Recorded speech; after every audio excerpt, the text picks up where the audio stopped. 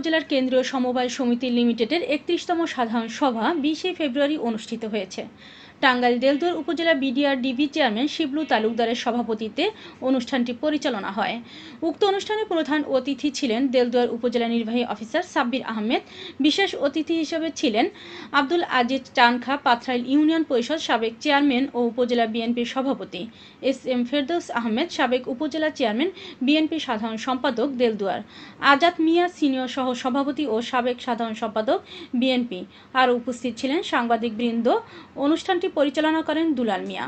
দেলদুয়ার থেকে বিস্তারিত দেখুন মোজাম্মেল হক মামুনের প্রতিবেদনে।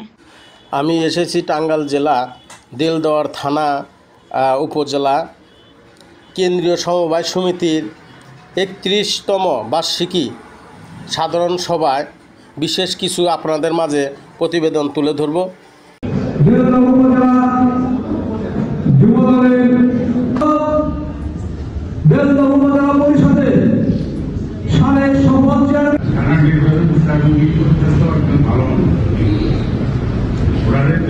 সকল সেক্টরের মানুষ পছন্দ করে, সকলেই পাবো এবং সকলে ভালো থাকেন। আমার বক্তব্য আমাদের বিশ্বশক্তি সিনিয়র সহসভাপতি ও সাবেক সাধারণ সম্পাদক উপজেলা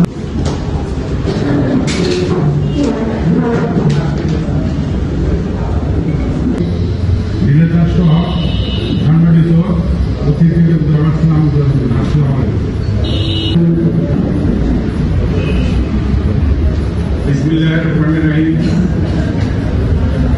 আমি আর কথা না বাড়িয়ে আজকের এই 31তম বার্ষিক আসসালামু আলাইকুম এরা অবস্থান করতে পারে, বলতে পারে, তার একটা ব্যবস্থা আরডি এবং আমার চেয়ারম্যান আশা করতে পারি। এবং এটার পিছনে আমাদের এই যে ইউসিসিএল লিমিটেডের যে বর্তমান সভাপতি জন্য বিচ্ছিন্ন হয়ে গেছে, উপরে থেকে রাস্তা ধরে পড়ছে এবং সামনে সমবায় ভাই বোন সমবায় ছোট ভাই সভাপতি, সম্মানিত ইউসিসি সভাপতি, বিলেতার সহ সংগঠিত অতিথিদের নাম আসলে হয়। এরা অবস্থান করতে পারে, বলতে পারে, তার একটা ব্যবস্থা আরডি এবং আমার চেয়ারম্যান।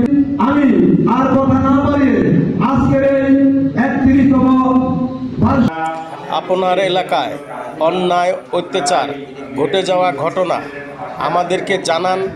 আমি দেশ ও দেশের মানুষের কাছে তুলে ধরব। আমি মোজাম্মেল হক মামুন, রূপসী বাংলা টিভি, টাঙ্গাইল।